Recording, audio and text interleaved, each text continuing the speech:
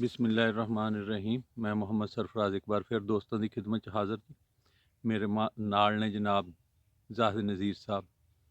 ਜ਼ਾਹਿਦ ਨਜ਼ੀਰ ਸਾਹਿਬ ਅਗਰੇਰੀਅਨ ਨੇ ਜੀ।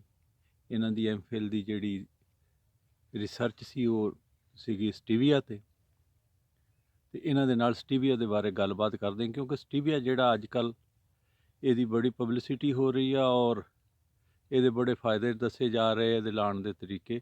ਤੇ ਮੈਂ ਕਿਹਾ ਐਸੇ ਬੰਦੇ ਦੇ ਨੂੰ ਮਿਲੀਏ ਜਿਨ੍ਹਾਂ ਨੇ ਇਹਦੇ ਤੇ ਪ੍ਰੈਕਟੀਕਲ ਕੀਤੇ। ਜ਼ਾਹਿਦ ਸਾਹਿਬ ਸਲਾਮ ਅਲੈਕੁਮ। ਵਾਲੇਕੁਮ ਅਸਲਾਮ। ਜ਼ਾਹਿਦ ਸਾਹਿਬ ਪਹਿਲਾਂ ਤਾਂ ਇਹ ਫਰਮਾਓ ਵੀ ਜਿਹੜਾ ਸਟੀਵੀਆ ਆ ਇਹਦੇ ਕੀ ਫਾਇਦੇ ਕੀ ਆ? ਇਹਦੇ ਫਾਇਦੇ ਬਹੁਤ ਸਾਰੇ ਨੇ ਜੀ।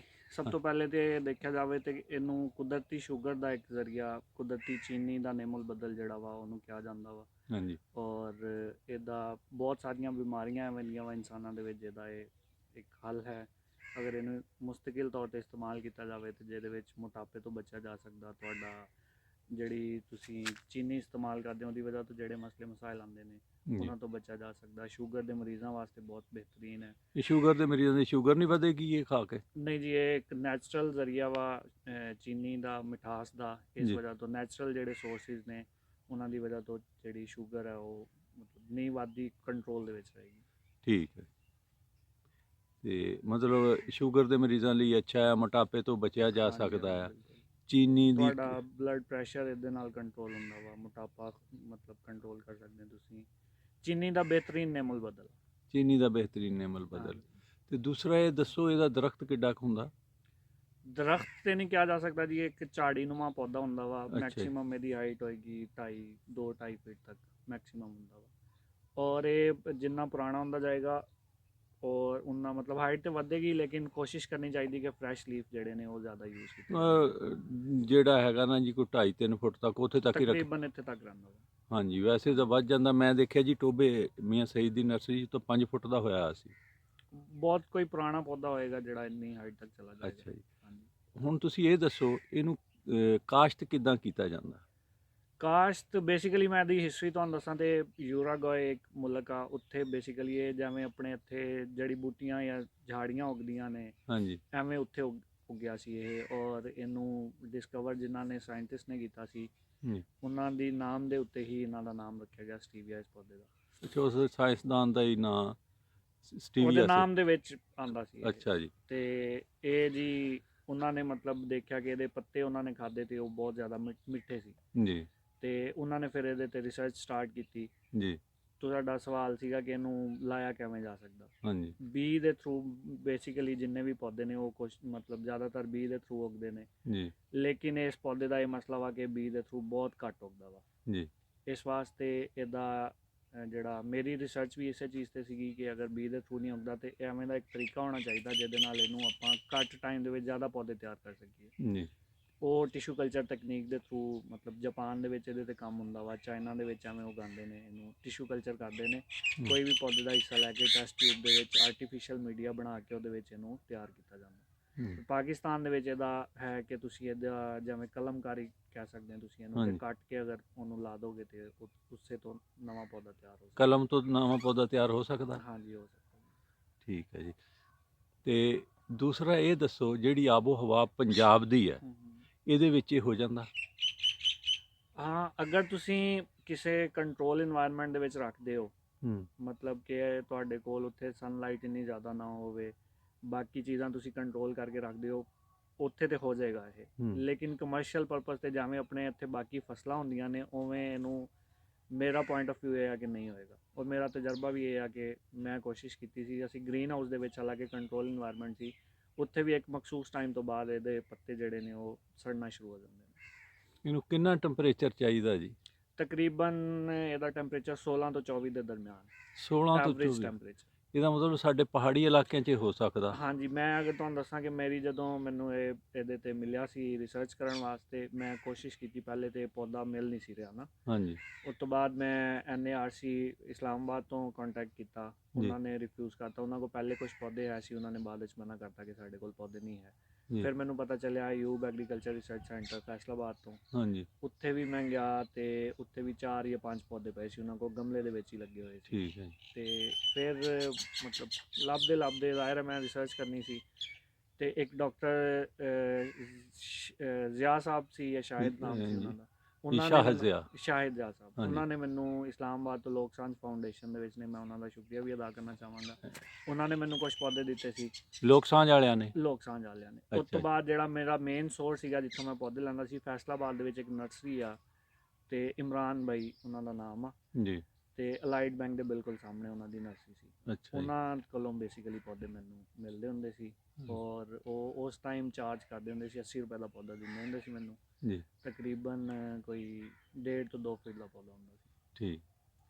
ਮਤਲਬ ਓਵਰਆਲ ਅਗਰ ਮੈਂ ਸਮਰਾਈਜ਼ ਕਰਾਂ ਇਸ ਗੱਲ ਨੂੰ, ਇਹਦਾ ਮਤਲਬ ਲੁਬੇ ਲਬਾਬ ਇਹ ਆ ਕਿ ਕਮਰਸ਼ੀਅਲ ਪਰਪਸ ਵਾਸਤੇ ਤੁਸੀਂ ਇਹਨੂੰ ਗਰੋ ਕਰਨਾ ਬਹੁਤ ਮੁਸ਼ਕਿਲ ਹੈ। ਮਰੀ ਵਾਲੀ ਸਾਈਡ ਤੇ ਇਹ ਉੱਗ ਸਕਦਾ ਵਾ, ਉਸ ਸਾਈਡ ਤੇ ਮਤਲਬ ਸਹੀ ਤਰੀਕੇ ਨਾਲ ਕਮਰਸ਼ੀਅਲ ਪਰਪਸ ਵਾਸਤੇ ਗਰੋ ਕੀਤਾ ਜਾ ਸਕਦਾ, ਲੇਕਿਨ ਪੰਜਾਬ ਦੀ ਕੰਡੀਸ਼ਨ ਦੇ ਵਿੱਚ ਬਹੁਤ ਮੁਸ਼ਕਿਲ। ਤੁਹਾਡਾ ਕਹਿਣ ਦਾ ਮਕਸਦ ਇਹ ਹੈ ਕਿ ਜਿੱਥੇ ਦਰਜਾ ਹਰਾਰਤ 24 ਤੋਂ ਵੱਧ ਜਾਂਦਾ ਹੋਵੇ ਉੱਥੇ ਚੰਦ ਬੂਟੇ ਤੇ ਬਚ ਸਕਦੇ ਆ। ਪੈਸਾ ਜ਼ਾਇਆ ਕਰਨ ਦੀ ਲੋੜ ਨਹੀਂ ਹੈਗੀ ਕਿ ਤੁਸੀਂ ਇਹਨੂੰ ਕਮਰਸ਼ੀਅਲ ਬੁਨਿਆਦਾਂ ਤੇ, ਜਾਂ ਤੁਸੀਂ ਕਹੋ ਪੂਰੇ ਘਰ ਦੀ ਖੰਡ ਹੁਣ ਅਸੀਂ ਇਹਦੇ ਤੋਂ ਹੀ ਲੈ ਲੈਣੀ, ਇਸ ਤਰ੍ਹਾਂ ਨਹੀਂ ਹੋ ਸਕਦਾ। ਨਹੀਂ, ਨਾਲੇ ਦੂਸਰਾ ਇਹ ਨਾ ਕਿ ਇਹਨੂੰ ਇਸਤੇਮਾਲ ਜਿਹੜਾ ਤੁਸੀਂ ਰਾਹ ਫਾਰਮ ਦੇ ਵਿੱਚ ਇਸਤੇਮਾਲ ਨਹੀਂ ਕਰ ਸਕਦੇ। ਅੱਛਾ। ਮੈਂ ਅਗਰ ਇਹਨੂੰ ਸਿੰਪਲੀ ਗੱਲ ਕਰਾਂਗੇ, ਪੱਤਾ ਤੋੜ ਕੇ ਫੌਰਨ ਇਸਤੇਮਾਲ ਨਹੀਂ ਕੀਤਾ ਜਾ ਸਕਦਾ। ਹਾਂਜੀ, ਕਿੱਦਾਂ ਕਰਨਾ? ਇਹਦਾ ਇੱਕ ਪ੍ਰੋਸੈਸ ਹੁੰਦਾ ਵਾ, ਪ੍ਰੋਸੈਸ ਹੋ ਕੇ ਇਹ ਜਿਹੜੀਆਂ ਵੀ ਵੱਡੀਆਂ ਮਾਰਕੀਟਾਂ ਨੇ, ਸੁਪਰ ਸਟੋਰ ਨੇ ਪਾਕਿਸਤਾਨ 'ਚ, ਉੱਥੇ ਇਹਨਾਂ ਦੇ ਪ੍ਰੋਡਕਟ ਅਵੇਲੇਬਲ ਨੇ ਜੀ। ਜਿਹੜੇ ਤੁਹਾਡੇ ਚੀਨੀ ਵਾਸਤੇ, ਸ਼ੂਗਰ ਦੇ ਮਰੀਜ਼ਾਂ ਵਾਸਤੇ ਉਹ ਪੈਕੇਟ ਆਉਂਦੇ ਨੇ ਛੋਟੇ ਛੋਟੇ, ਜੀ। ਉਹਨਾਂ ਦੇ ਵਿੱਚ ਵੀ ਬੇਸਿਕਲੀ ਸਟੀਵੀਆ ਹੀ ਯੂਜ਼ ਕਰਦੇ ਨੇ। ਠੀਕ। ਤੇ ਅਵੇਲੇਬਲ ਹੈ, ਲੇਕਿਨ ਉਹ ਪ੍ਰੋਸੈਸਡ ਫਾਰਮ ਹੁੰਦੀ ਉਹਦੀ। ਉਹ ਪ੍ਰੋਸੈਸ ਕੀ ਹੁੰਦਾ ਜੀ ਇਹਦਾ? ਹਾਂਜੀ, ਇਹਨੂੰ ਪਹਿਲੇ ਖੁਸ਼ਕ ਕੀਤਾ ਜਾਂਦਾ ਜੀ ਅੱਛਾ ਜੀ। ਛਾਂ ਦੇ ਵਿੱਚ, ਅੱਛਾ। ਉਹਦੇ ਤੋਂ ਬਾਅਦ ਇਹਨੂੰ ਕ੍ਰਸ਼ ਕਰਕੇ ਉਹ ਮੁਖਤਲਿਫ ਉਹਨਾਂ ਦੇ ਮਸ਼ੀਨਾਂ ਦੇ ਜ਼ਰੀਏ ਉਹ ਤਿਆਰ ਕਰਦੇ ਨੇ। ਠੀਕ ਹੈ। ਹਾਂਜੀ। ਯਾਨੀ ਅਗਰ ਘਰ ਲਾਇਆ ਵੀ ਹੋਵੇ ਤਾਂ ਡਾਇਰੈਕਟ ਨਹੀਂ ਵਰਤਣਾ ਚਾਹੀਦਾ? ਨਹੀਂ, ਡਾਇਰੈਕਟ ਇਹਨੂੰ ਇਸਤੇਮਾਲ ਨਹੀਂ ਕਰਨਾ ਚਾਹੀਦਾ। ਇਹਦੇ ਵਿੱਚ ਕੁਝ ਮਤਲਬ ਮੈਂ ਜਿਹੜਾ ਪੜਿਆ ਸੀ ਉਹ ਸੀਗਾ ਕਿ ਇਹਦੇ ਵਿੱਚ ਕੁਝ ਐਸਿਡਸ ਵੀ ਹੁੰਦੇ ਨੇ ਜਿਹੜੇ ਡਿਸਟਰਬ ਕਰ ਸਕਦੇ ਤੁਹਾਡੇ ਸਟਮਕ। ਜੀ, ਠੀਕ ਹੋ ਗਿਆ। ਅਸਲ ਤਾਂ ਜੀ ਮੇਰਾ ਮਕਸਦ ਅੱਜ ਦਾ ਇਹ ਹੀ ਸੀਗਾ ਤੁਹਾਡੇ ਕੋਲੋਂ ਪੁੱਛਣਾ ਕਿ ਸਾਡੀ ਪੰਜਾਬ ਦੀ ਧਰਤੀ ਦਾ ਜਿਹੜਾ ਦਰਜਾ ਹਰਾਰਤ ਹੈ ਗਰਮੀਆਂ ਨੂੰ ਤੇ ਜੂਨ ਜੁਲਾਈ 'ਚ ਅਖੀਰ ਤੇ ਚਲੇ ਜਾਂਦਾ, ਉਹਦੇ ਵਿੱਚ ਇਹ ਹੋ ਸਕਦਾ ਜਾਂ ਨਹੀਂ, ਤੇ ਤੁਸੀਂ ਫਰਮਾਇਆ ਨਹੀਂ। ਇਸੇ ਤਰ੍ਹਾਂ ਹੀ ਗੱਲ? ਬਿਲਕੁਲ ਜੀ, ਇਸੇ ਤਰ੍ਹਾਂ। ਮੈਂ ਤੁਹਾਨੂੰ ਬਲਕਿ ਇਮਰਾਨ ਸਾਹਿਬ ਦਾ ਮੈਂ ਕੰਟੈਕਟ ਨੰਬਰ ਵੀ ਅਗਰ ਤੁਸੀਂ ਕਹੋਗੇ ਤਾਂ ਮੈਂ ਸ਼ੇਅਰ ਕਰ ਦਾਂਗਾ। ਹਾਂਜੀ। ਉਹਦੇ ਵਿੱਚ ਇਹ ਸੀ ਕਿ ਜਦੋਂ ਜੂਨ ਦੇ ਐਂਡ ਤੋਂ ਆ ਕੇ ਮੈਨੂੰ ਪੌਦੇ ਨਹੀਂ ਸੀ ਮਿਲਦੇ ਉਹਨਾਂ ਕੋਲੋਂ ਵੀ ਨਾ, ਨਰਸਰੀ ਤੋਂ ਵੀ ਨਹੀਂ ਸੀ ਮਿਲਦੇ? ਨਹੀਂ ਸੀ ਮਿਲਦੇ। ਉਹਦੀ ਰੀਜ਼ਨ ਇਹੀ ਸੀ, ਉਹਨਾਂ ਨੇ ਹਾਲਾਂਕਿ ਨਰਸਰੀ ਛੋਟੀ ਜੀ ਨਰਸਰੀ ਸੀ ਔਰ ਉਹਨਾਂ ਲਿਮਿਟਿਡ ਲੋਕਾਂ ਨੂੰ ਸਪਲਾਈ ਕਰਦੇ ਸੀ ਪੌਦੇ ਜੀ। ਤੇ ਉੱਥੇ ਵੀ ਆ ਕੇ ਇਹ ਪੱਤੇ ਦੇ ਨਾਲ ਖਰਾਬ ਹੋਣਾ ਸ਼ੁਰੂ ਹੋ ਗਏ ਸੀ। ਮਤਲਬ ਜਿੱਦਾਂ ਦੇ ਪੌਦੇ ਮੈਨੂੰ ਚਾਹੀਦੇ ਹੁੰਦੇ ਸੀ ਉਵੇਂ ਦੇ ਨਹੀਂ ਮਿਲਦੇ ਸੀ, ਜਲੇ ਹੋਏ ਪੱਤੇ ਹੁੰਦੇ ਸੀ ਉਹਨਾਂ ਦੇ। ਸਹੀ। ਚਲੋ ਜੀ, ਦੋਸਤਾਂ ਵਾਸਤੇ ਅਸੀਂ ਸ਼ੇਅਰ ਕਰ ਦਿੱਤਾ ਜੀ ਸਭ ਕੁਝ। ਮਜ਼ੀਦ ਕੋਈ ਸਵਾਲ ਹੋਵੇ ਤੇ ਕਮੈਂਟਸ ਦੇ ਵਿੱਚ ਪੁੱਛ ਸਕਦੇ ਆ, ਉਹਨਾਂ ਦੇ ਜਵਾਬ ਵੀ ਮਿਲ ਜਾਣਗੇ। ਕਿਉਂਕਿ ਵੀਡੀਓ ਤੇ ਅਸੀਂ ਕਰਦੇ ਹਾਂ ਮਫਾਦ ਆਮਾਂ ਵਾਸਤੇ, ਨੇਕ ਨੀਤੀ ਦੇ ਨਾਲ ਭਲਾਈ ਵਾਸਤੇ ਗੱਲਾਂ ਦੱਸ ਦਿੱਤੀਆਂ। ਬਾਕੀ ਫੈਸਲਾ ਤੁਹਾਡਾ ਆਪਣਾ ਜੀ। ਹਰ ਬੰਦੇ ਦਾ ਦਿਮਾਗ ਅੱਲਾ ਨੇ ਪੈਦਾ ਕੀਤਾ ਆ, ਉਹਨੂੰ ਦਿਲ ਦਿੱਤਾ ਆ, ਉਹਦੇ ਅਹਿਬਾਬ ਆ। ਕੋਈ ਵੀ ਕੰਮ ਕਰਨ ਤੋਂ ਪਹਿਲੇ YouTube ਤੋਂ ਦੇਖ ਕੇ ਨਹੀਂ ਕਰ ਲੈਣਾ ਚਾਹੀਦਾ, ਸੋਚ ਸਮਝ ਕੇ ਕਰਨਾ ਚਾਹੀਦਾ। ਜ਼ਾਹਿਰ ਸਾਹਿਬ, ਤੁਹਾਡਾ ਬਹੁਤ ਬਹੁਤ ਸ਼ੁਕਰੀਆ ਜੀ। ਇੱਕ ਗੱਲ ਮੈਂ ਅਗਰ ਜੀ ਕੰਟਰੋਵਰਸ਼ੀਅਲ ਦੀ ਗੱਲ ਆ, ਲੇਕਿਨ ਅਗਰ ਤੁਹਾਡੀ ਇਜਾਜ਼ਤ ਹੋਵੇ ਤਾਂ ਜੀ ਮੈਂ ਜਨਾਬ ਤੁਸੀਂ ਕਰੋ। ਐਡ ਕਰਨਾ ਚਾਹਾਂਗਾ। ਹਾਂਜੀ। ਮੈਂ ਪਿਛਲੇ 1.5-2 ਸਾਲ ਤੋਂ ਨਾ ਨੋਟਿਸ ਕੀਤਾ ਇਹ ਚੀਜ਼, ਔਰ ਪਹਿਲੇ ਵੀ ਤੁਹਾਡੇ ਨਾਲ ਇੱਕ ਦਫਾ ਡਿਸਕਸ਼ਨ ਹੋਈ ਸੀ ਇਸ ਹਵਾਲੇ ਨਾਲ। ਹਾਂਜੀ। ਪਾਕਿਸਤਾਨ ਦੇ ਵਿੱਚ ਨਾ ਮਖਸੂਸ ਲੋਕ ਨੇ ਕੁਝ ਜੀ, ਜਿਹੜੇ ਕਿਸੇ ਵੀ ਨਵੀਂ ਫਸਲ ਨੂੰ ਲੈ ਕੇ ਉਹਦੀ ਇੱਕ ਹਾਈਪ ਕ੍ਰੀਏਟ ਕਰਦੇ ਨੇ। ਹਾਂਜੀ। ਔਰ ਉਹਦੀਆਂ ਜਿਹੜੇ ਪ੍ਰੋਡਕਟ ਨੇ, ਸੀਡ ਆ ਜਾਂ ਪੌਦੇ ਨੇ, ਹਾਂਜੀ। ਉਹਨਾਂ ਦੇ ਕੋਲੋਂ ਬਾਹਰੋਂ ਮੰਗਵਾਉਂਦੇ ਜਾਂ ਜਿਵੇਂ ਵੀ ਪ੍ਰੀਪੇਅਰ ਕਰਦੇ ਨੇ, ਹਾਂਜੀ। ਉਹ ਸੇਲ ਕਰਦੇ ਨੇ ਪਾਕਿਸਤਾਨ ਦੇ ਵਿੱਚ ਹਾਂਜੀ। ਲੋਕਾਂ ਨੂੰ ਸਬਜ਼ ਬਾਗ ਦਿਖਾ ਕੇ ਜੀ ਕਿ ਇਹਦੇ ਨਾਲ ਇੰਨੀ ਪ੍ਰੋਡਕਸ਼ਨ ਆ ਜਾਏਗੀ, ਇੰਨਾ ਤੁਹਾਨੂੰ ਫਾਇਦਾ ਹੋ ਜਾਏਗਾ, ਐਵੇਂ ਦੀਆਂ। ਮਤਲਬ ਜਿੰਨਾ ਚਿਕਰ ਤੁਸੀਂ ਖੁਦ ਟਰਾਈ ਨਹੀਂ ਕਰਦੇ, ਜੀ। ਔਰ ਅਗਰ ਤੁਸੀਂ ਕੋਈ ਵੀ ਨਵੀਂ ਫਸਲ ਲਾਣਾ ਚਾਹੁੰਦੇ ਹੋ ਤੇ ਮੈਕਸਿਮਮ ਵੀ 1-1.5 ਕਨਾਲ ਤੱਕ ਜਾਓ, ਇਹ ਤੋਂ ਜ਼ਿਆਦਾ ਨਾ ਲਾਓ ਜੀ। ਉਹਦੇ ਵਿੱਚ। ਮੇਰਾ ਮਸ਼ਵਰਾ ਹੈ ਪਰਸਨਲ, ਤੁਹਾਨੂੰ ਜਿਹੜੇ ਵੀ ਬੰਦੇ ਦੇਖ ਰਹੇ ਨੇ, ਹਾਂਜੀ। ਉਹਦੇ ਤੋਂ ਜ਼ਿਆਦਾ ਅਗਰ ਤੁਸੀਂ ਲਾਉਂਦੇ ਹੋ ਤੇ ਤੁਹਾਡੀ ਜਿਹੜੀ ਕਾਸਟ ਵਗੈਰਾ ਵਾ, ਔਰ ਜਿੰਨਾ ਚਿਕਰ ਇੱਕ ਮੈਂ ਚੀਜ਼ ਐਡ ਕਰਾਂਗੇ, ਪਾਕਿਸਤਾਨ ਦੇ ਵਿੱਚ ਵੀ ਅਗਰ ਦੇਖੀਏ ਨਾ ਤਾਂ ਮੁਖਤਲਿਫ ਇਲਾਕਿਆਂ 'ਚ ਮੌਸਮ ਬਹੁਤ ਬਦਲ ਜਾਂਦਾ ਵਾ ਜੀ। ਜਿਵੇਂ ਇਸ ਟਾਈਮ ਆਪਾਂ ਇੱਥੇ ਮੌਜੂਦ ਹਾਂ, ਅਗਰ ਤੁਸੀਂ ਚਲੇ ਜਾਓ ਆਪਣਾ ਜਨੂਬੀ ਪੰਜਾਬ ਵਾਲੀ ਸਾਈਡ ਤੇ, ਉੱਥੇ ਟੈਂਪਰੇਚਰ ਹੋਰ ਹੁੰਦਾ ਵਾ। ਹਾਂਜੀ। ਉੱਥੇ ਬਾਰਿਸ਼ ਦੀ ਜਿਹੜੀ ਕੰਡੀਸ਼ਨ ਆ ਹੋਰ, ਔਰ ਟਾਈਮ ਪੀਰੀਅਡ ਹੋਰ। ਜੀ। ਇੱਥੇ ਜਿਹੜੀਆਂ ਪਾਕਿਸਤਾਨ ਮੁਸਤਕਿਲ ਫਸਲਾਂ ਲੱਗਦੀਆਂ, ਉਹਨਾਂ ਦੀ ਐਵਰੇਜ ਪੈਦਾਵਾਰ ਦੇ ਵਿੱਚ ਵੀ ਫਰਕ ਆਉਂਦਾ ਵਾ। ਜੀ। ਇਸ ਵਾਸਤੇ ਕੋਈ ਵੀ ਨਵੀਂ ਫਸਲ ਕਿਸੇ ਵੀ ਐਵੇਂ ਦੇ ਮਾਫੀਆ ਕੋਲੋਂ ਬਚੋ ਕਿ ਜਿਹੜੇ ਲੋਕ ਤੁਹਾਨੂੰ ਸਬਜ਼ ਬਾਗ ਦਿਖਾਉਂਦੇ ਨੇ, ਸੀਡ ਸੇਲ ਕਰਨ ਦੀ ਕੋਸ਼ਿਸ਼ ਕਰਦੇ ਨੇ, ਪੌਦੇ ਸੇਲ ਕਰਨ ਦੀ ਕੋਸ਼ਿਸ਼ ਕਰਦੇ ਨੇ, ਕੋਸ਼ਿਸ਼ ਕਰੋਗੇ ਇਹਨਾਂ ਕੋਲੋਂ ਬਚੋ। ਅਗਰ ਤੁਸੀਂ ਕਰਨਾ ਵੀ ਚਾਹੁੰਦੇ ਹੋ, ਤੁਹਾਨੂੰ ਸ਼ੌਕ ਆ, ਨਵੀਆਂ ਚੀਜ਼ਾਂ ਟਰਾਈ ਕਰਨੀਆਂ ਚਾਹੀਦੀਆਂ, ਲੇਕਿਨ ਥੋੜ੍ਹੀ ਜਿਹੀ ਜਗ੍ਹਾ 'ਤੇ ਕਰੋ। ਉਸ ਤੋਂ ਬਾਅਦ ਤੁਹਾਨੂੰ ਖੁਦ ਪਤਾ ਚੱਲ ਜਾਏਗਾ ਕਿ ਤੁਹਾਡੇ ਜਿੱਥੇ ਤੁਸੀਂ ਰਹਿੰਦੇ ਹੋ ਉੱਥੇ ਦੇ ਮੌਸਮ ਦੇ ਹਿਸਾਬ ਨਾਲ ਇਹ ਕਲਾਈਮੇਟਾਈਜ਼ ਹੋ ਰਹੀਆਂ ਚੀਜ਼ਾਂ ਜਾਂ ਨਹੀਂ ਹੋ ਰਹੀਆਂ। ਉਸ ਤੋਂ ਬਾਅਦ ਬੇਸ਼ੱਕ ਵਧਾ ਲਓ। ਜੀ ਬਹੁਤ ਬਹੁਤ ਸ਼ੁਕਰੀਆ, ਤੁਸੀਂ ਬਹੁਤ ਵਧੀਆ ਔਰ ਸਹੀ ਗੱਲ ਦੱਸ ਦਿੱਤੀ ਜੀ। ਬਾਕੀ ਦੋਸਤਾਂ ਦੀ ਆਪਣੀ ਮਰਜ਼ੀ ਜੀ। ਇਹ ਹਕੀਕਤ ਆ, ਪਾਕਿਸਤਾਨ ਦੇ ਵਿੱਚ ਇੱਕ ਮਾਫੀਆ ਆ ਚੰਦ ਬਾ ਅਸਰ ਲੋਕਾਂ ਦਾ, ਉਹ ਜਿੱਥੇ ਹਰ ਜਗ੍ਹਾ 'ਤੇ ਇਹ ਮਾਫੀਆ ਕਰਦਾ, ਉਹ ਭੋਲਿਆਂ ਜ਼ਿਮੀਂਦਾਰਾਂ ਨੂੰ ਲੁੱਟਦਾ। ਕਦੀ ਕਿਸੇ ਚੀਜ਼ ਦੀ ਪਬਲਿਸਿਟੀ ਕਰਕੇ, ਕਦੀ ਉਹਨਾਂ ਕੋਲ ਪੈਸੇ ਆ, ਪਹਿਲਾਂ ਪਬਲਿਸਿਟੀ ਕਰਦੇ ਆ, ਉਹਦੇ ਤੋਂ ਬਾਅਦ ਉਹ ਵੇਚਦੇ ਆ, ਔਰ ਜ਼ਿਮੀਂਦਾਰ ਵਿਚਾਰਾ ਫਿਰ ਕੁਝ ਵੀ ਨਹੀਂ ਕਰ ਸਕਦਾ। ਇਸ ਵਾਸਤੇ ਬਚਣਾ ਚਾਹੀਦਾ। ਬਹੁਤ ਬਹੁਤ ਸ਼ੁਕਰੀਆ ਜ਼ਾਹਦ ਸਾਹਿਬ। ਪਾਕਿਸਤਾਨ ਜ਼ਿੰਦਾਬਾਦ। ਜ਼ਿੰਦਾਬਾਦ।